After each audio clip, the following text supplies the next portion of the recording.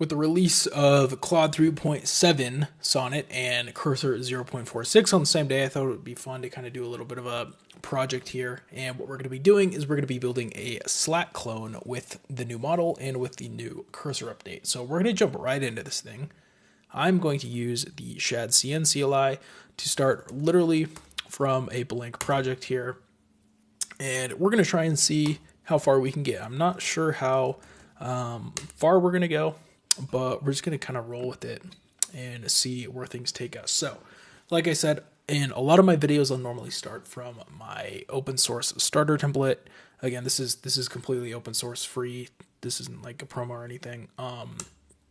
We're not going to be doing that here. I just want to show you what it's like to start a project completely, like literally completely from scratch with the new model and with the new cursor update, which looks really beautiful, by the way, cursor team. So let's go ahead and we're just going to initialize a Git repository here. I'll just do a private one for now. We're going to open that in GitHub, of course. I'll drag that in here. And we're going to be using Git. Of course, guys, Git, even though the checkpoint features within Cursor Agent are great, it's great to use version control as well. So we want to open up a terminal here. We want to get our initial packages probably installed. In fact, I probably could have even done this. Does this do this as part of the Shad CN setup? I don't know. Let's actually just do npm run dev just to make sure that this thing is working. This is going to be what we need for our front end. And while that actually boots up, let's go back really quick to localhost 3000. While that boots up, I'm actually going to create a new Supabase project. I'm going to copy that password here. I'll save that off screen for a sec because I want to show you we're literally doing everything from scratch here. So we will be doing front end and back end. We're not going to do authentication or payments. I have so many other videos that do that.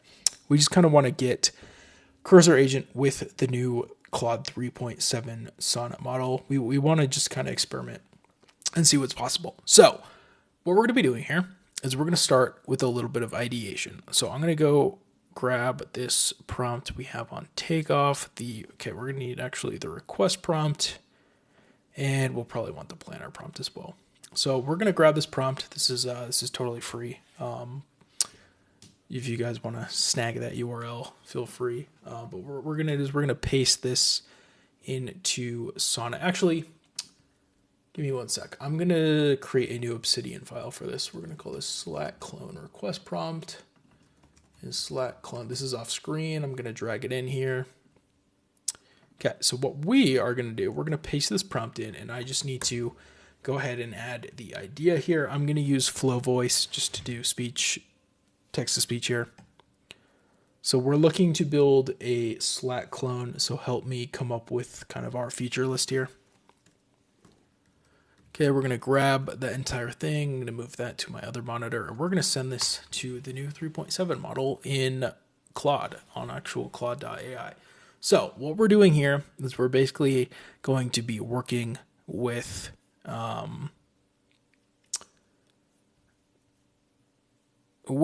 Claude here for our features here. So let's say, okay, just call it Slack clone. Don't worry about target audience. We want both channels and DMs for sure. No real time, no file share. Definitely message threading. Definitely search.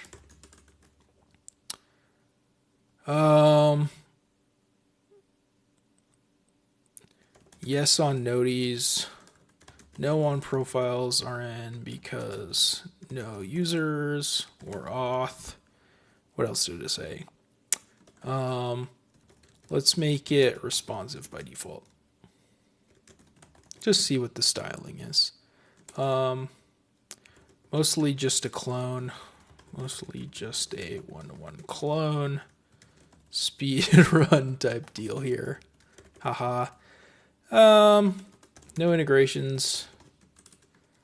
Next.js with Supabase, Postgres, Drizzle. We'll even include Tailwind and Shadcn in here. And we'll send this off. And now Claude should respond with some very basic kind of requests here. Okay, so create join channel, yes. View message channel history, yes. Message individual users, yes. Conversation history, yes. Reply, threads, search, notifications, responsiveness, general text stack. Okay, so this is perfect. And now what we're going to do next is we're just going to copy. There's a request. We're going to put it in here because we're going to need this. And then I'm going to drag that off again.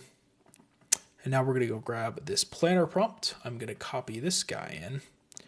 And this is going to be a little bit different than my normal workflow. So normally I'll actually grab project rules, tech spec, and a starter template like I was saying.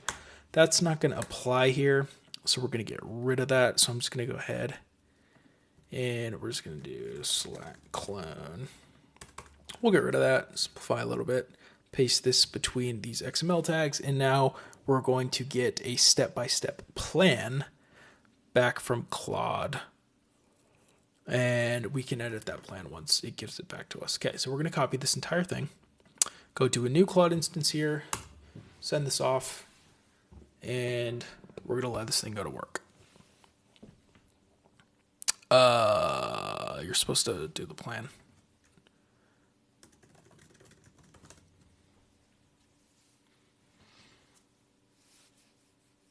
Okay, so we should get a step-by-step plan here. Actually, you know what I'm going to do?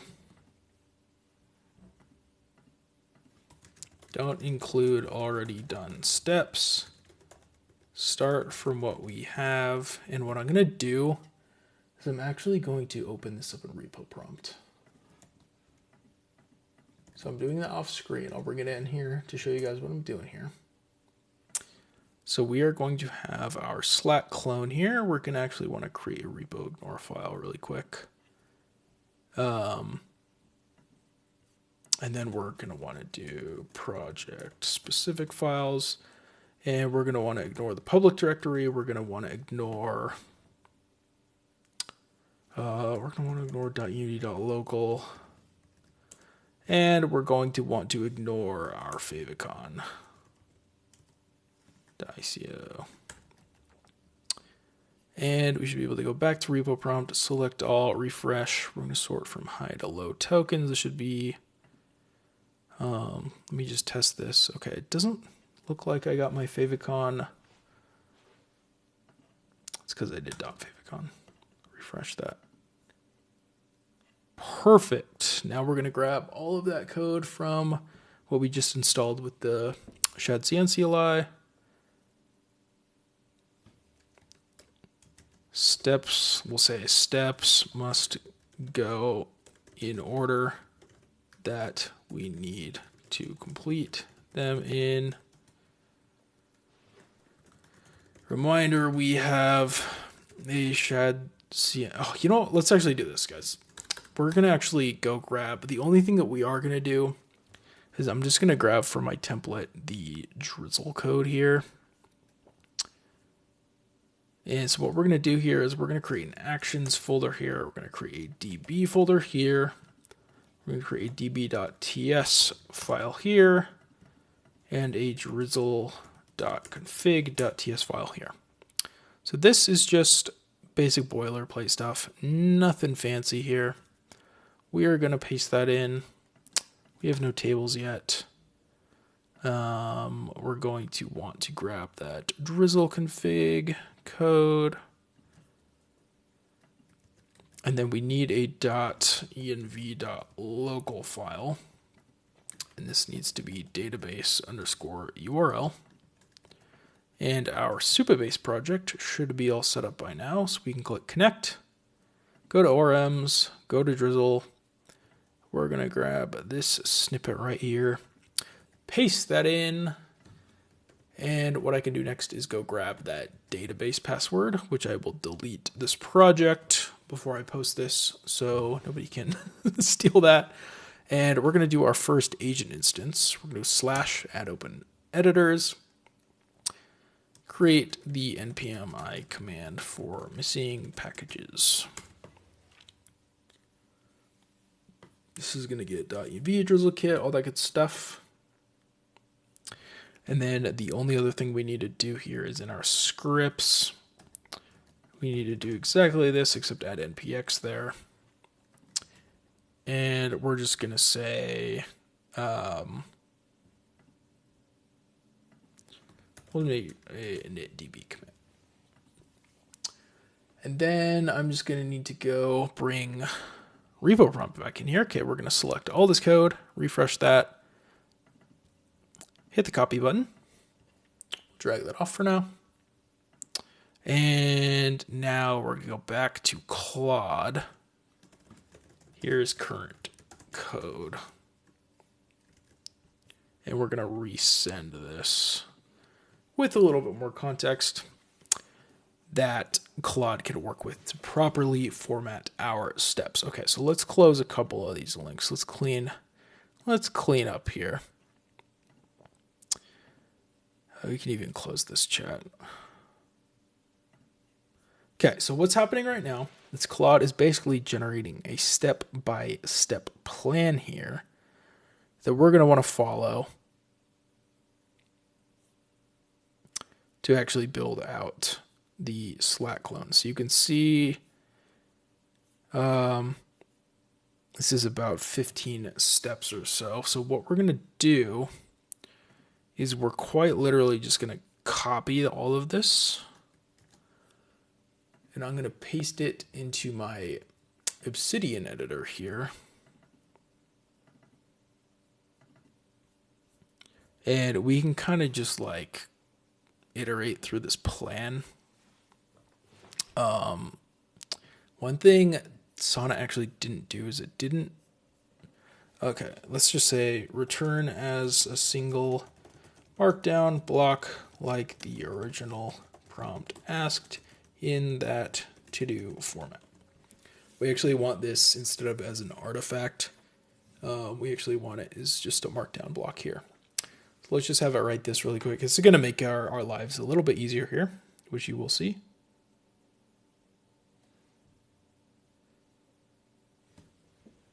It's patiently writing all this stuff.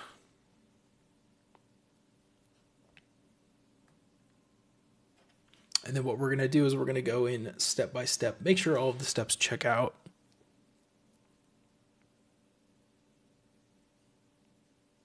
What was the analysis it did here? Did it write code here? What in the world? That's one of my only slight little complaints is I think 3.7 Sonnet, only within the Claude app, I think it goes to artifacts a little bit too quick sometimes. I will say I love artifacts, so I'd almost rather it do that than the opposite. So maybe I'm not going to complain. It's only been out for a day, so I'm going to cut them. I'm going to cut them a little bit of slack here. Okay, so let's paste that in. Let me actually just get rid of the code block formatting. And boom. Okay, yeah, that looks a lot better.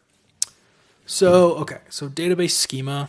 That's where we're going to want to start, of course. Then we're going to migrate our schema. Get our basic UI. We don't need auth. So what we actually might do is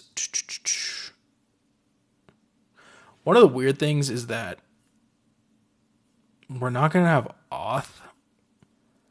But obviously, if you want to send messages, you need different users. So the great thing about this is we can actually tell Claude exactly that. Okay, so we need to do one more iteration of that. We're actually not doing authentication, but obviously because we're going to be needing to sort of like mock users, maybe let's do a profiles table as well. And we can almost just like add some seed data with like some fake profiles, and we'll just not do like actual authentication. Another note, we don't need to do testing, so get rid of testing stuff. And yeah, just iterate on that for the final plan. Okay, so this should basically get our plan down to what we actually want. And what's going to happen here is we are basically going to add this plan as a markdown file inside of Cursor. And we're just going to go kind of step by step, or rather probably category by category. and feed the steps to Cursor Agent with the new 3.7 Sonnet model. And we're just going to see what we can get done here. Okay, so we're just going to actually straight up copy this directly into Cursor. And what we're going to do is we're going to say project steps.md. We're going to paste that in. I'm just going to clean this up just slightly. And let me just do one more scan. We don't need to do deployment in here.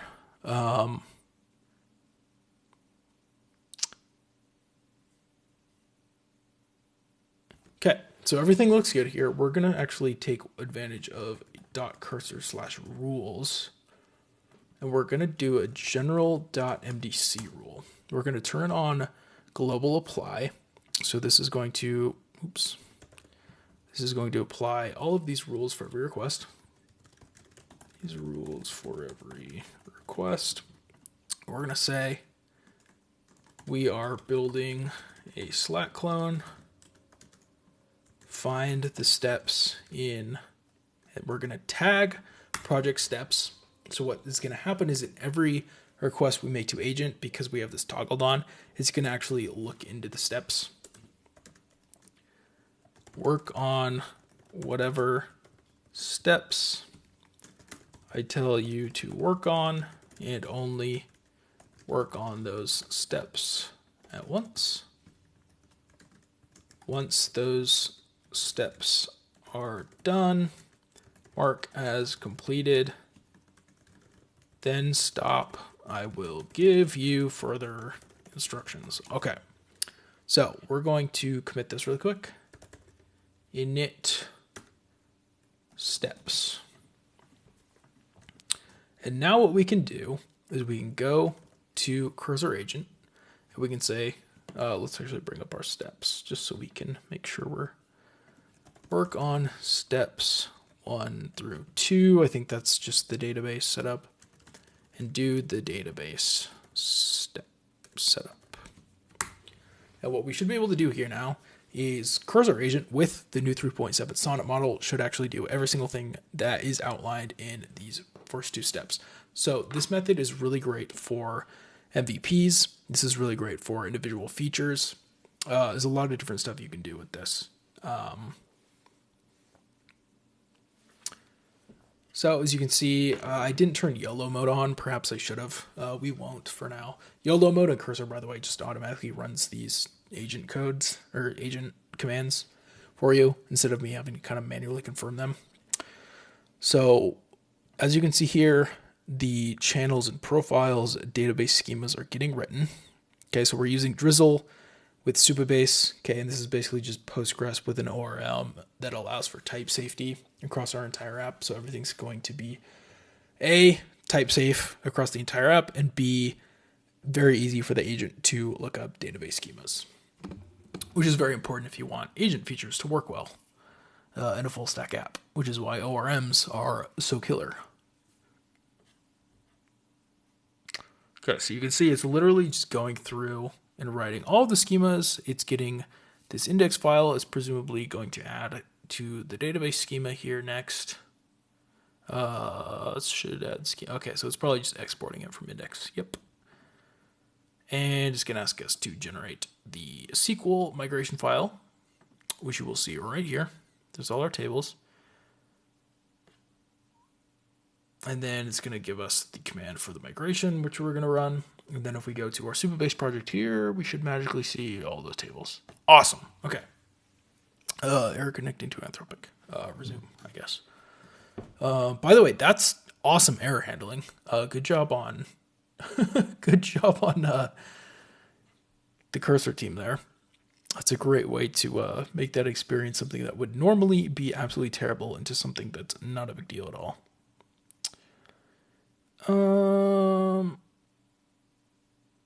Interesting that it's doing a TypeScript seed file.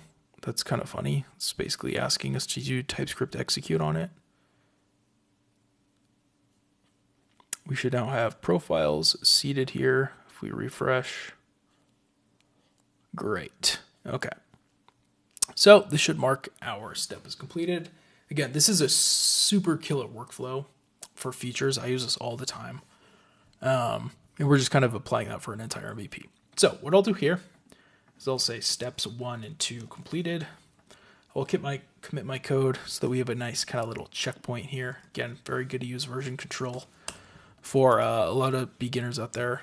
We're getting into, quote unquote vibe coding. It'll help you quite a lot. Steps 3 and 4. Let's do complete steps 3 and 4. 3 and 4 for core UI components. Okay, and we're literally just gonna work our way through the list. And what you'll connect. What you'll notice is we are going to be writing very little code, if any. Right, obviously we did some of that like boilerplate setup, but that I don't even consider that writing code. It's just like template stuff. And we're probably going to get something that looks a whole heck of a lot like a Slack clone. So right now, we got our kind of database tables set up, right? That's all connected to Supabase. We could check our schema files and see what's going on. My guess is the AI may have to make some adjustments to this as we proceed through this. But what we're doing next is we're just kind of getting our core UI components created here. For some reason, it's asking me to do this again.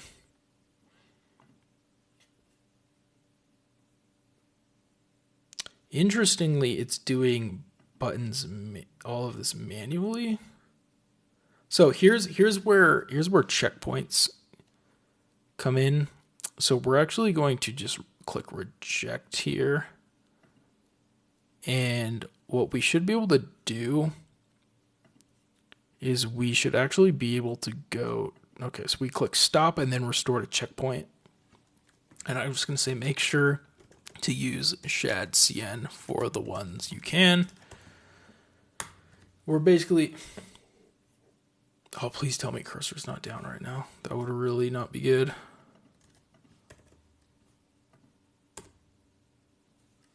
Okay, cool. Looks like just a bug. So we basically were able to reset to a checkpoint here, right within the agent UI. Killer feature of Cursor. It's also what you could do with version control. The way I think about it is like commit major steps and then minor steps use checkpoints for. That's kind of how I think about it.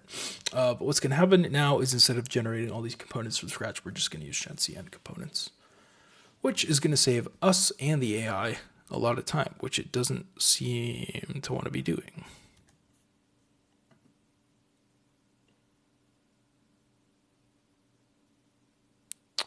So we're just gonna reject this. How do I stop? So in the new cursor UI, I actually don't know how to stop.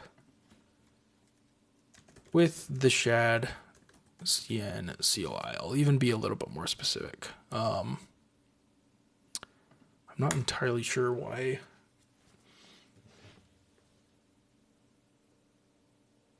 It's not doing it. I've literally never had this issue. That's kind of funny.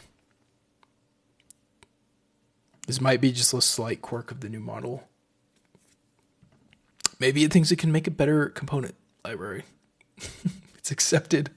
It's accepted the challenge.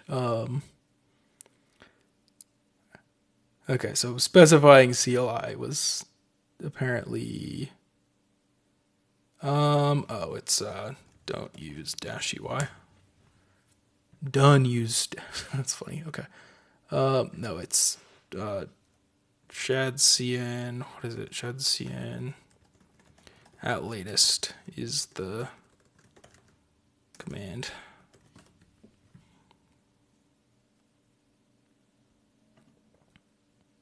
No. Don't. Yes, this is the right one. Thank you.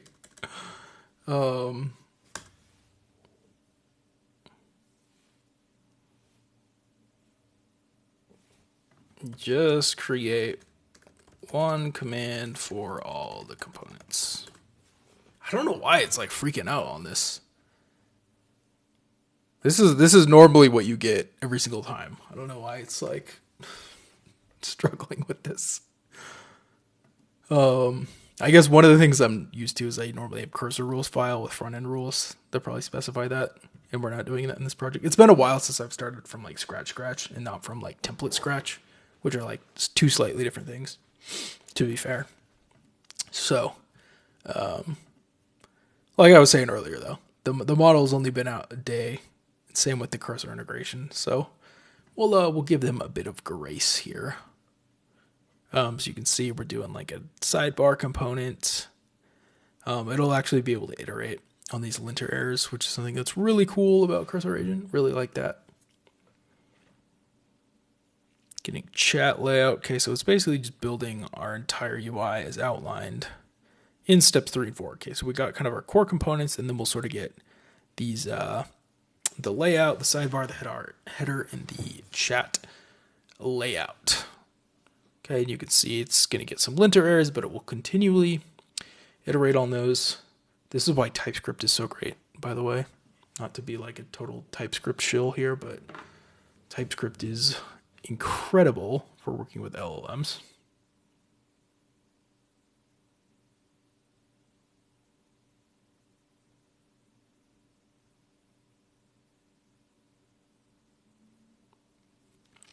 Okay, and it is marking the steps as complete.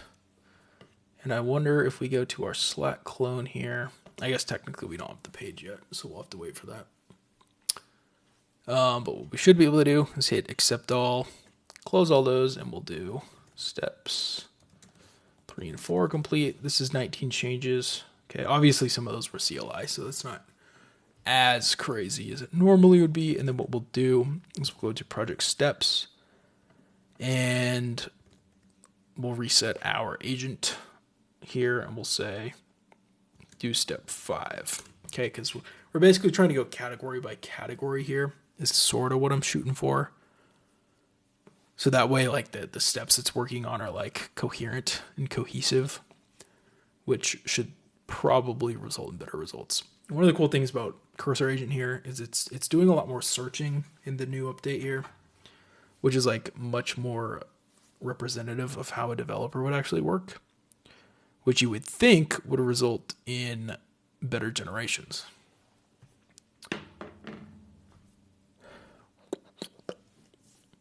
Right, because this makes sense intuitively, right? Because in order for an agent to take correct actions on your code base, it needs to be able to understand what it's actually working on.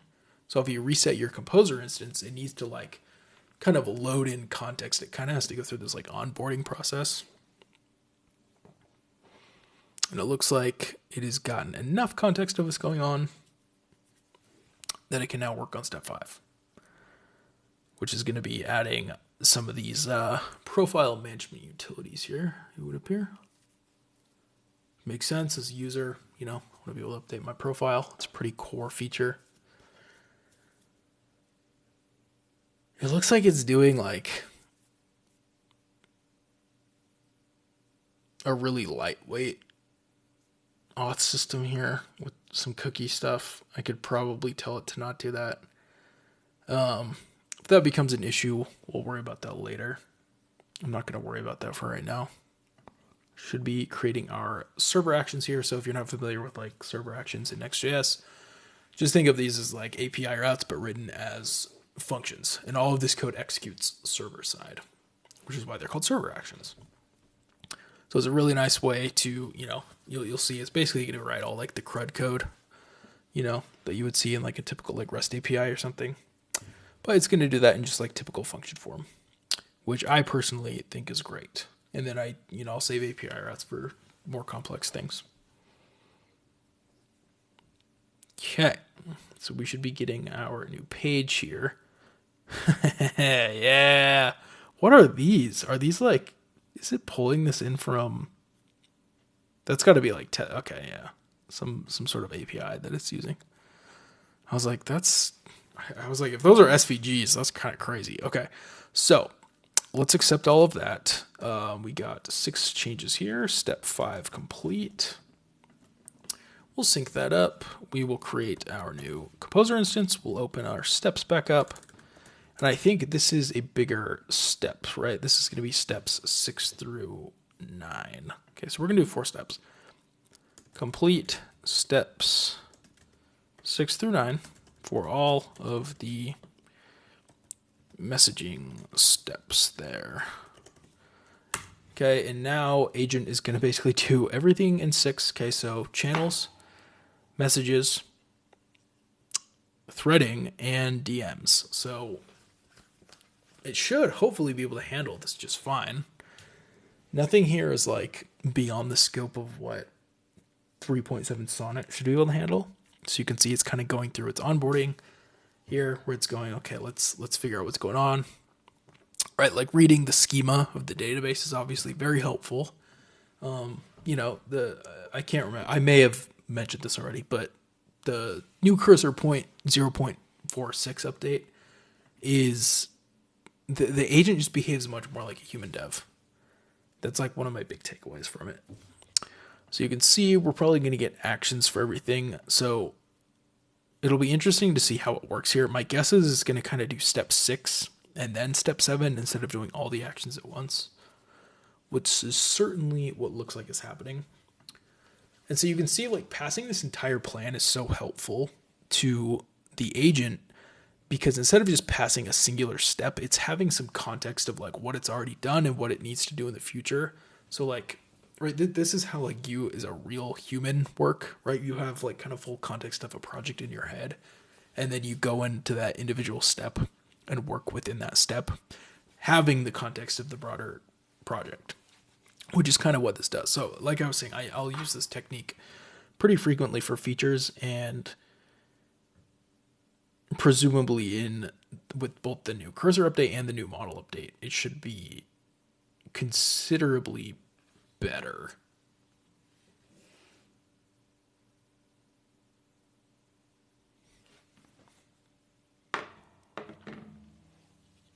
Okay, so you can see we have the messages actions. So you can see get messages by channel ID. Like I was saying, this is like all sort of your typical like CRUD operations, just written as a server action form with drizzle syntax. So just really type safe, clean code here.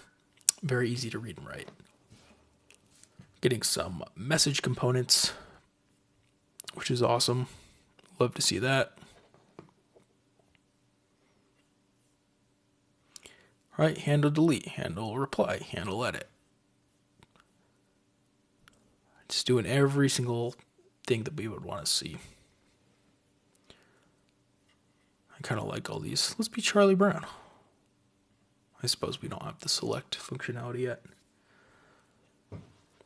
Because if we look at our project steps here, step 10 here is kind of where we're actually going to get the pages.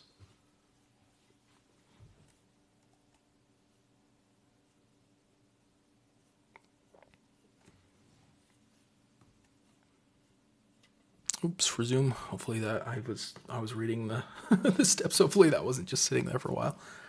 It looks like it disconnects every once in a while, which is fine. Again, like as long as they have a good resume UX, that's totally understandable. I've got zero problem with that.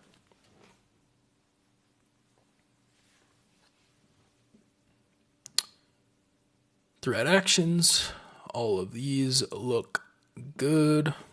I'm really curious to see how it does on the UI, because backend code is something that previous models do quite well because it tends to be a little bit more structured. Seeing this UI will be really interesting. Part of me wonders if I properly scoped this. I suspect that I did. This should be within the realm of what the new Sonnet model here should be able to do. But yeah, like one of the things I want to point out is like, look how much we've gotten done without having to write any code, right? We're just kind of orchestrating at a high level, sort of watching it as it runs just to make sure that everything's going well, which it certainly seems to be going well. And then we're obviously going to need to manually test things. And then based on our sort of experience testing, we'll have to, direct the model and be like, okay, here's kind of what's working, here's what's not. So our jobs as software developers now we're almost just like software engineers or software orchestrators. Sorry.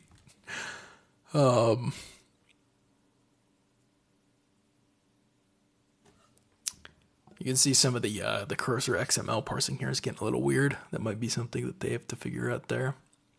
But see, we're on to step 9 here, right? So we're on to kind of the DMs. And this thing, I mean, this thing's just been running. We haven't had to do anything. Of course, we'll like I said, we'll have to actually test this and make sure that the code it wrote is good. But like, I mean, all of this looks like really good code. I mean, we're even getting like Zod schemas here, which is great. You can see, do we actually have that component? We might have to do like, let me just go to, where's UI? Select. See, like we don't have the select component. So I almost wonder, okay, so it's just going to generate it. This is where in like your cursor rules, you would want to do something like use shadcn components, right? That's like, you know, in that template I mentioned. Well, we could even just jump in and say, let's use shadcn for the select, right? Good use case here for a cursor rule. But we'll just, to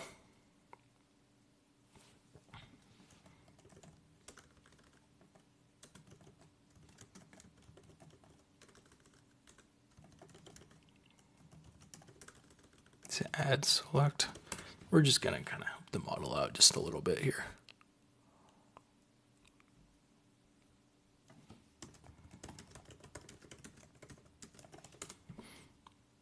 So there's something about this model that really wants to use that command. It's kind of hilarious.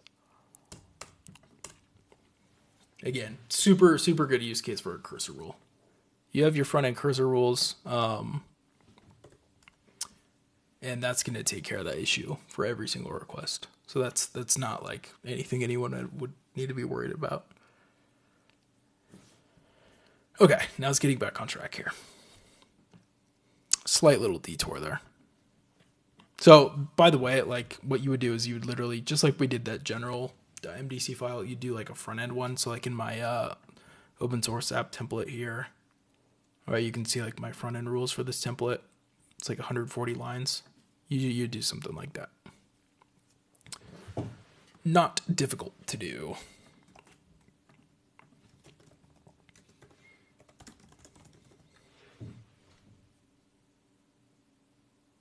Okay, now is where we're going to want to accept that one.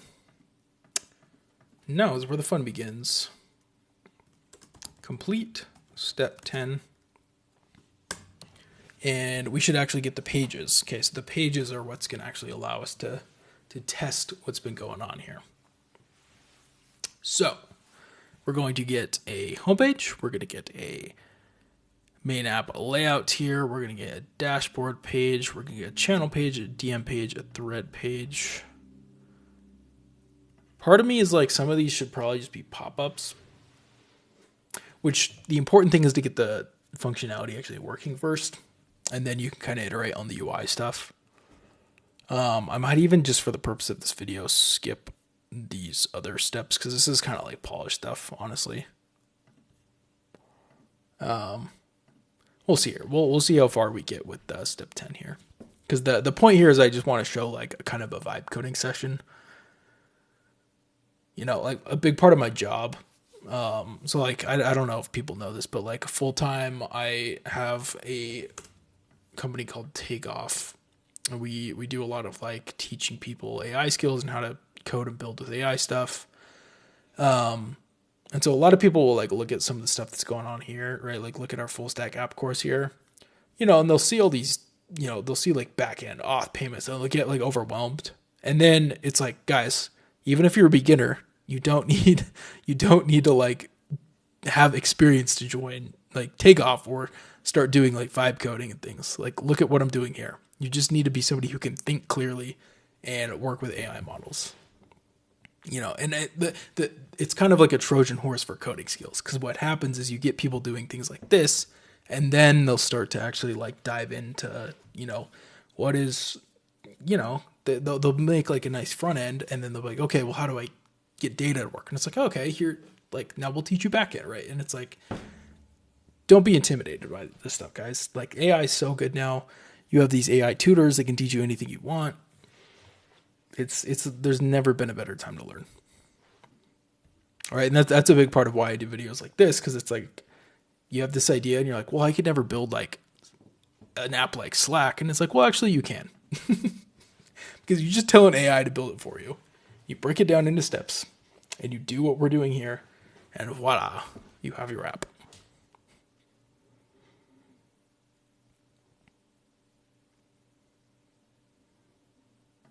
Like one of the mistakes I see people making all the time is they're like, well, AI is like doing all this code now. I shouldn't learn anymore. It's like, no.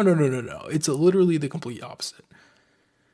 Like whether you want to build software for yourself or your business or whatever, like it can be for hobby reasons. It can just be for curiosity reasons. It can be for like, you actually want to make money reasons. It's like, there's never been a better time to do this.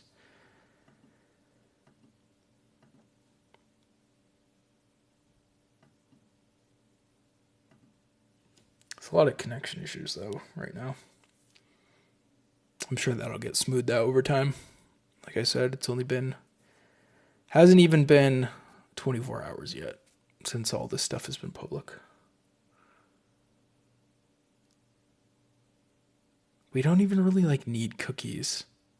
I don't know why it's like insisting on this. I'm going to worry about it later. I'm just like letting it run. This was, you guys remember early when I was like, do mock profiles, but don't do auth. This is one of the things in my head. I was like, yeah, this could possibly take the model down a little bit of a rabbit hole. Yes, this is literally what we want. We want a hard code profile ID for testing purposes. That is literally the entire point. And again, think the issues that we're running into right here, these are mitigated by me not being lazy and making better steps and also doing cursor rules. Which, by the way, if people want like a really advanced cursor rules video, let me know. Because I could actually do that on Wednesday, which is tomorrow, I guess, at this point now. Okay, so you can see this is the profile page here. So we're basically having what? There's 6 different pages. It's now on the threads page. So this should be the last one.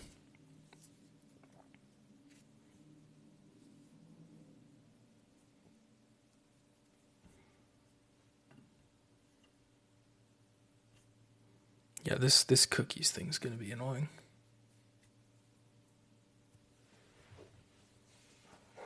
We actually might have to iterate on that here. We'll see. You can see this cookies in the profile.ts file. It's yelling at us.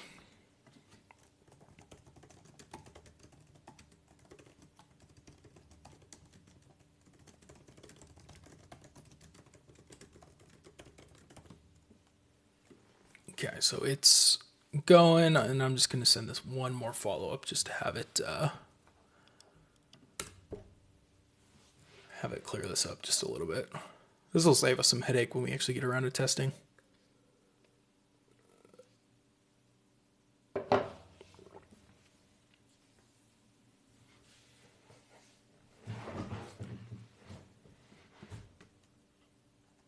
Need to accept that, sorry. Come on, don't die out on me.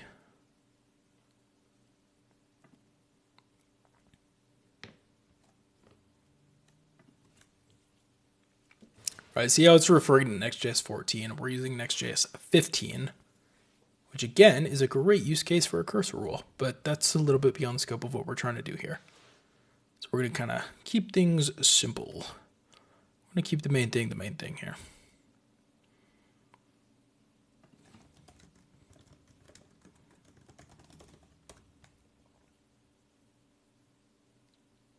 Okay, and we're going to tell it to also simplify profile.ts because we don't need the current profile cookie thing.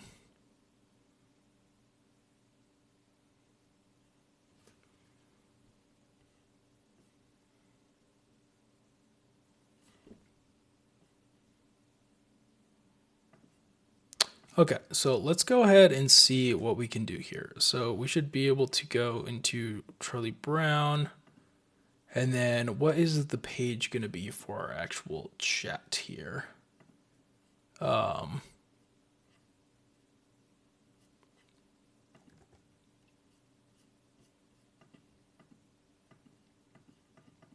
Okay, so here is kind of where you get to the point of like, all right, this is where we need to, so I'm just going to set, you know, let's actually do this.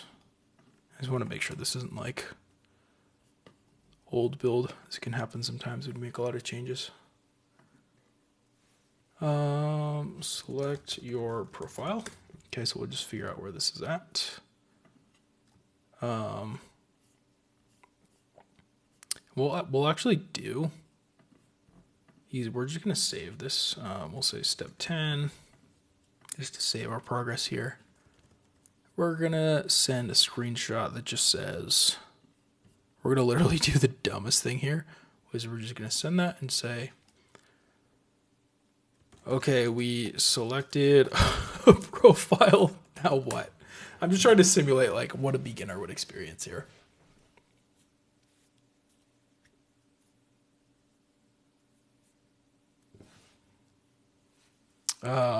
We're going to just say, I'm trying to test things out right now. Don't do any steps from our list. Let's just test the app so far.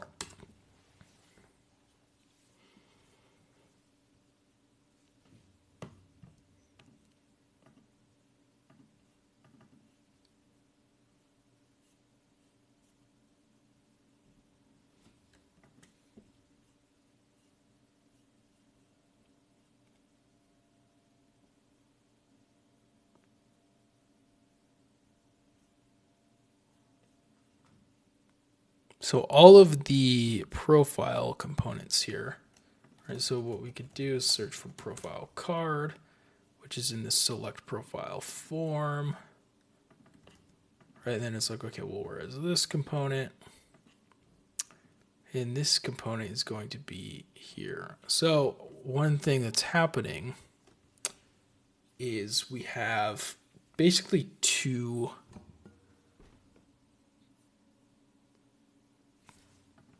main pages, because this is a route group. So this page and this page are both the same thing. So it looks like we have two pages at the same route. This is because this Anthropic connection thing is killing me. Is a route group.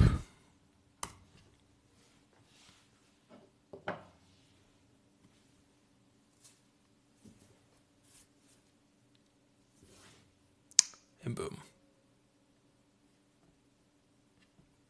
Technically, this isn't what you want. Yeah, I was going to say that's not actually... Yep, it's realizing its error as it's going, which is what you'd want. It needs to fix the route itself or redo how it does this other page. There we go.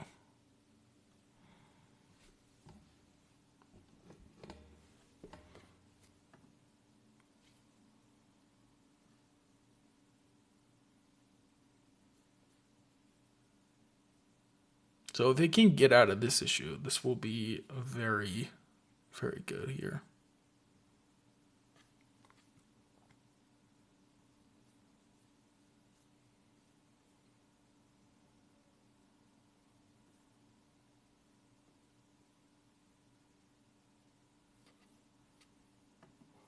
Okay, so theoretically now,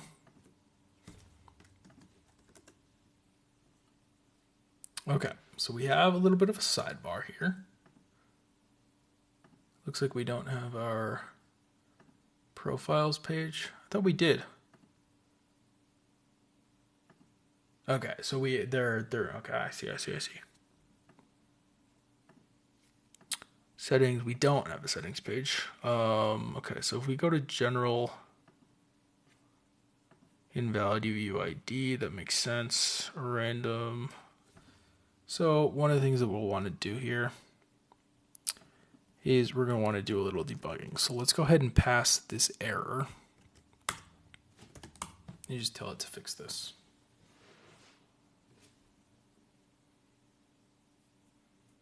I actually know exactly what this is. This is, remember how I was saying we should have specified it's Next.js 15? This is one of those quirks that changed in the Next.js 14 to 15 is that these params now need to be awaited,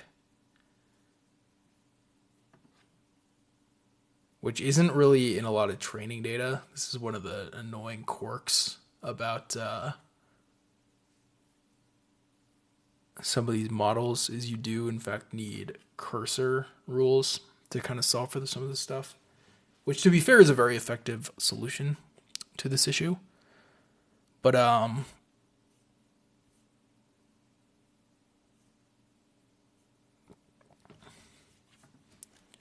going to interject here. No, so what you need is to do await params, because params in Next.js 15 is a promise. So this is why I mentioned my app template earlier with the rules. I think I literally have a rule for this. Params in server pages should be awaited, right? So that's literally what this line in my cursor rule does. So normally that's not an issue for me. But you can see with one prompt here, we're getting that fixed. So one of the issues here is the mock data probably needs to be replaced with live database data at this point.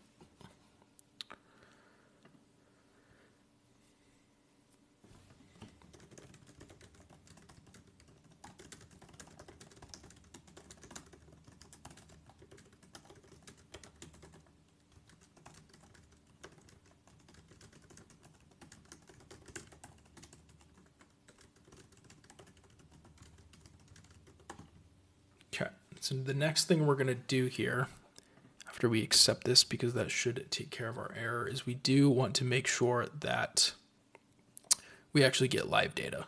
Because the problem with the mock data, need to take a sip of water here.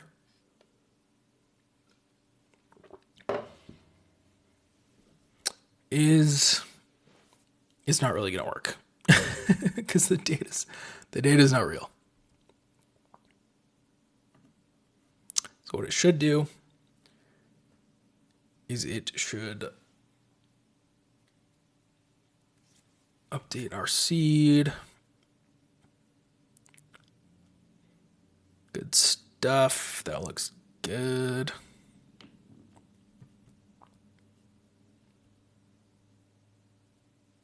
All right, so like if you were continuing to make this more advanced, of course you do things like teams and all that, but that goes beyond the scope of this. I mean, it's literally just doing what we're doing right now, but just adding more steps.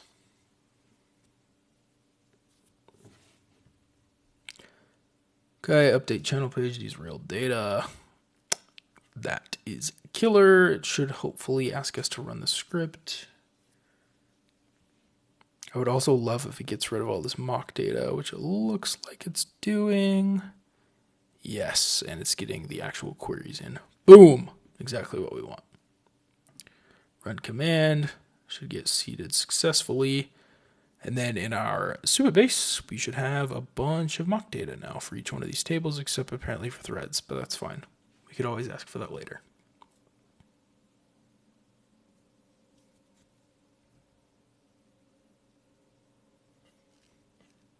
Okay, it's now going in and creating channel pages. It's going to go in and create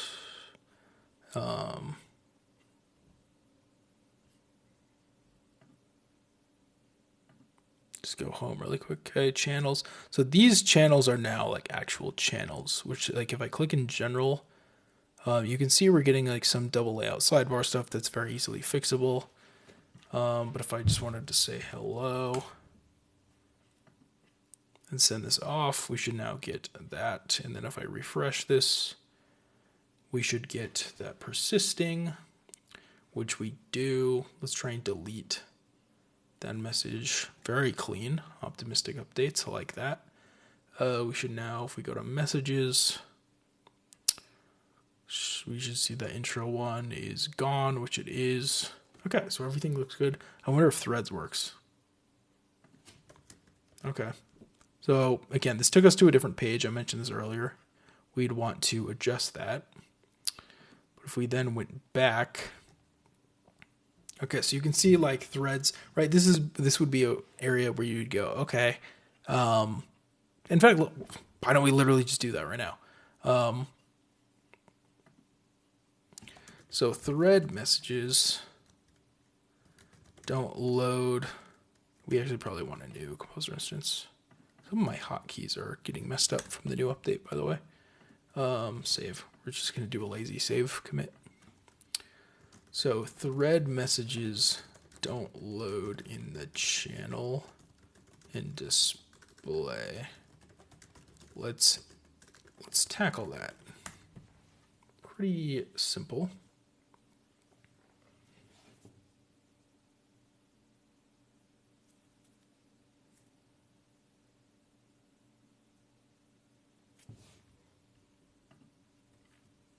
Okay, so it's going to correctly go into the channel page. Probably needs to fetch. So if we go to like the threads table here, it should have. Oh, interesting. It doesn't have a channel ID. I guess it is tied to the message. So that's fine. Because the message is then tied to a channel.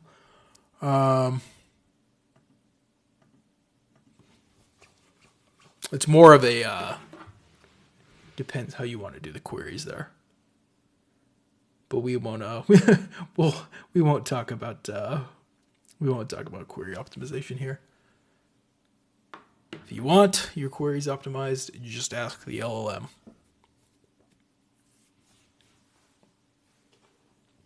Right, so like this is what like a real, quote unquote vibe code workflow looks like, right? Is we wanted the threads to jump in here and it wasn't working. So we just asked the AI to do it for us by clearly describing the problem and what we wanted, which in this case wasn't too complex. And now it is going ahead and altering things. So you can see it's now fetching those threads. It's now just working on the UI for that. You can see we're now getting that one reply correctly to Bob Johnson. And if we click on that, we now get the the UI for that. And I guess this would probably take us to that page. Great.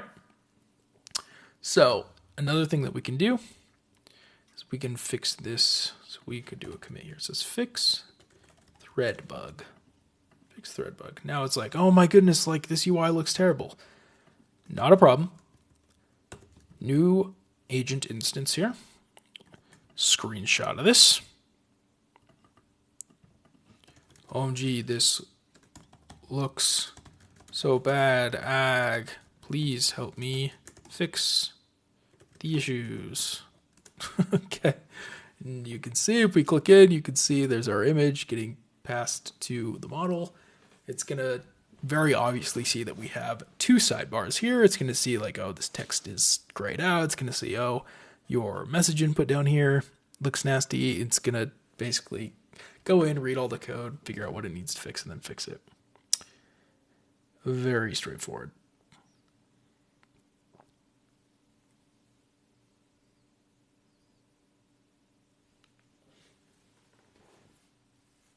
I'm telling you, like the way it just like reads all the relevant files and like really figures out what it needs to do is very impressive. Like this is definitely one of the greater improvements I've seen. So you can see it kind of the message layout, spacing and alignment problems, sidebar and heading style, the message timestamps need better formatting, overall spacing. I'm really hoping just by the image it can notice that there's two sidebars. That would be, be ideal. But we'll see. We'll see what it does here. I like the hovers here. That's good.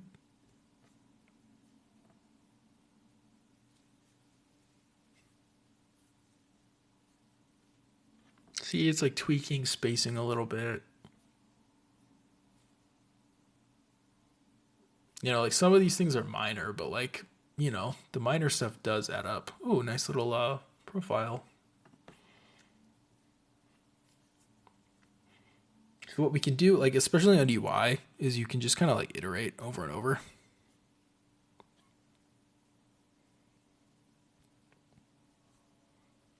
UI in particular is very easy to iterate on because it's just like so visual, right? It's like you don't have to test things. It's just very obvious. Okay, so we're now getting like channels listed. It looks like I don't think that was there before. You can see that like issue down here with the UI is resolved where that button was like kind of the wrong color text.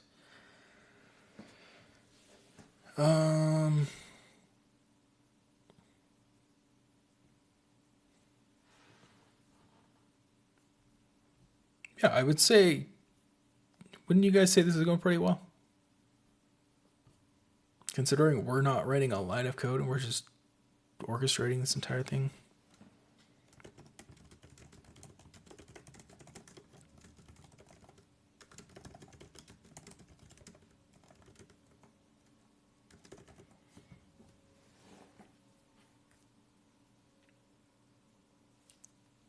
Okay, before we send this off, we're just going to let it finish up its request, though.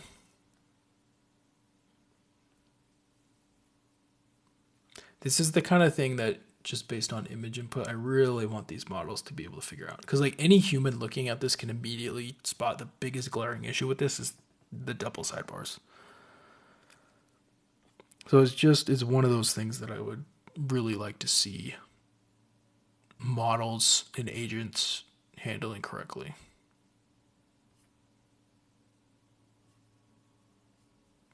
Okay. So let's just grab a new image just so it has like an understanding of where it's at. And then we'll just continue to iterate in this same agent instance here because this is still relevant to what we're doing, right? We're kind of doing a bunch of UI work right here. Okay, sure enough, it kind of figured out what was going on here. We'll let that get fixed. And then we'll probably just want to get this to take up the full height. And then to, iron out the issue here.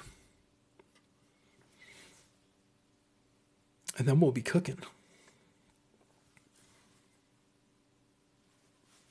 Okay, so you can see it's working on the page layout. I mean, have I written a single line of code, like other than the basic setup? I don't think I have. Which is pretty incredible.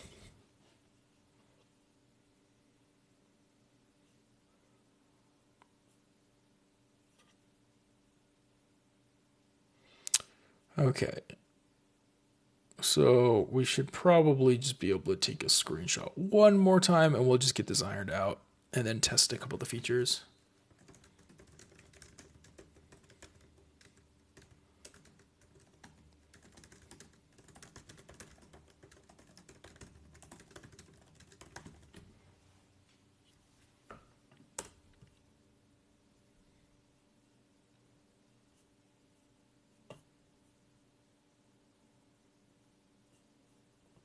We really want this full height to get used, and then we would want this to get like moved over a little bit.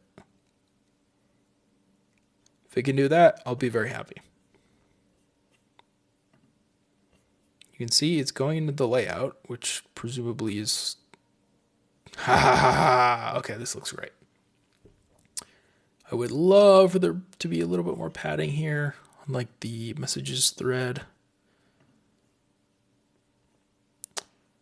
That would be nice. But of course, if it can't recognize that immediately, we can just be really specific, right? This is why like prompting does matter. Because just the more clear and direct you are with the model, the better result you're going to get.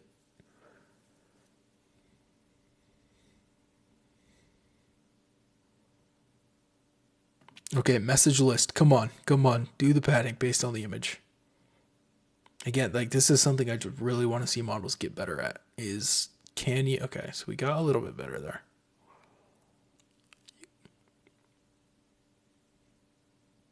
You can see if we click on message list, it added horizontal padding 1, which is why that's not up to the edge anymore. Which is good. So this looks much more production grade than it did 5 minutes ago, that's for sure.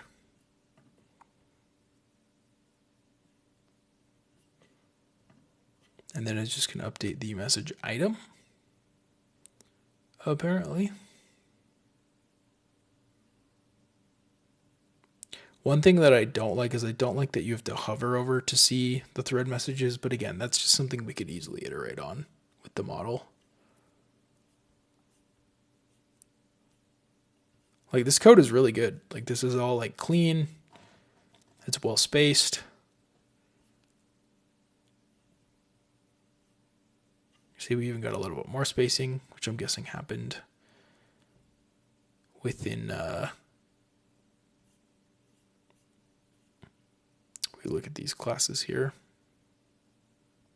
Yep, you can see we're getting some of that horizontal padding, which, like I was saying, is exactly what I wanted. So if we go to random channel, okay, so we got a bug here. So this is a good use case for, are we getting the await bug again? Invalid input for UUI. So what we can do is we can just grab this. This is kind of a new issue here. And we can just say, get rid of that. So we appear to be getting this when we route to the random channel. I'm assuming it's because in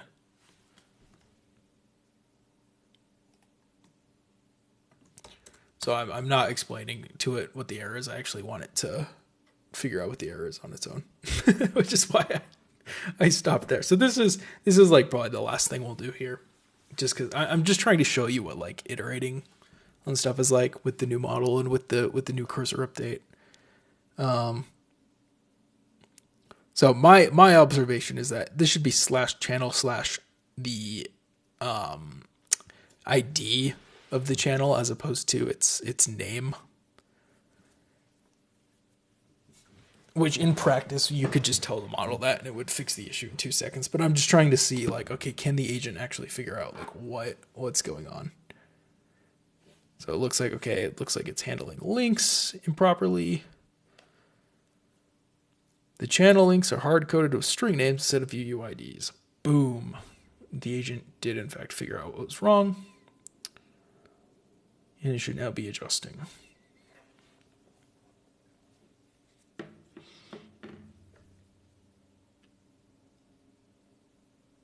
Man, their XML, like you can see, it's doing like diff formats. They're going to have to get that ironed out a little bit. Okay, so now if we click on announcements, we should get announcements. If we get random, we should get random. Do general, we should get general. Of course, some of these pages are going to be broken just because they don't exist yet. Let's see if we could DM Bob. We've said sup to Bob. Sup, Bob? How are you? Are we getting an error? Okay. Let's, you know what? Last thing I promise, then I'll end the video. Again, this is kind of a new one. So we'll do DM send error, and then we'll just give the error message, and we'll let agent go to work. So we just want to make sure we can DM our teammates. But this is sort of like what coding is like in 2025.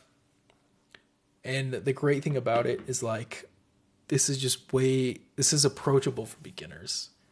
And not in a way of like you can teach a beginner a for loop. This is a way in which you can teach people who have never built software in their lives how to build like actual legitimate apps. Like this is, I mean, considering we didn't write a line of code ourselves and we're just kind of toying around for like, I don't know, what is this, like 45 minutes? Like this is pretty sick. Like, come on guys. Like don't get like, I see software developers who are like experienced, you know, like people like me who've been coding for like years and years. It's like, you know, I guess I'm not super experienced. I have like 6 years of experience. I learned how to code in 2019, but, like just because a model's really good at something that you're good at, it doesn't mean you have to like poo poo it to everybody else. Like this is good stuff. More people being able to access this is great. Like being like, oh, this is React slop. Like really, man, like, come on.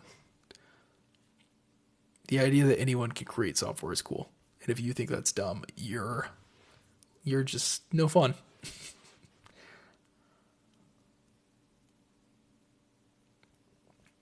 Okay, so theoretically, this should hopefully it worked. So let's just give this a quick refresh here. And we'll just say sub Bob. We'll keep it simple here. Yeah, okay, DMs work. So we didn't have to write a line of code. We literally, just, let's actually refresh this just to make sure this works. Very cool. We just sent the error message to the agent and literally just said DM send error and it fixed everything for us. Okay, so